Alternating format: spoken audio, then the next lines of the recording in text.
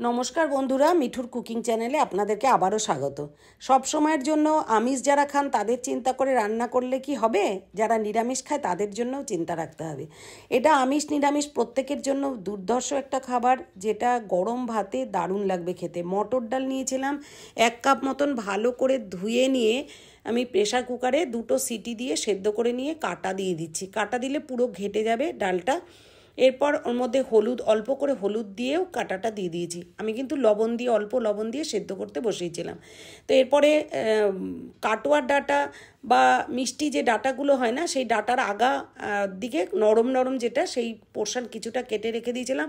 1 মুঠ মতো কাঁঠালের দানা, যে কাঁঠালের আটি বলে, সেটা ছাড়িয়ে নিয়েছি। নিয়ে দুটোই প্রেসার কুকারে দিয়ে একটু সেদ্ধ করে নিয়েছি। প্রেসার কুকারটা জাস্ট আটকালেই কিন্তু হয়ে যাবে সেদ্ধটা।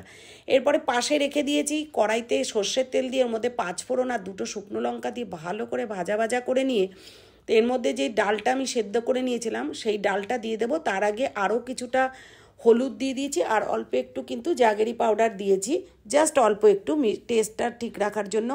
1/2 ইঞ্চি মতন আদা গ্রেট করে দিয়েছি আর 1/2 টিস্পুন মতন আমি জিরের গুঁড়ো দিয়েছি। দিয়ে ভালো করে এটা কষে নিয়ে সেদ্ধ করে রাখা ডালটা দিয়ে ভালো করে ফুটিয়ে নিয়ে নামানোর আগে ধনেপাতা কুচি ছড়িয়ে দিয়েছি।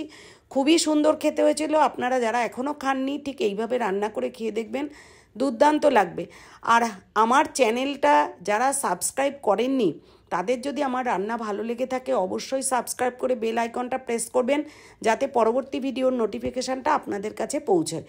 আর আপনাদের কেমন লাগে আমার রান্না জানাতে ভুলবেন না। কে কোথা থেকে দেখছেন ভিডিওটা কমেন্ট করে জানাবেন। অ্যাটলিস্ট আমি ধন্যবাদটা আপনাদেরকে দিতে পারবো যে আমার সাথে আছেন, আমার পাশে আছেন। Thanks for watching.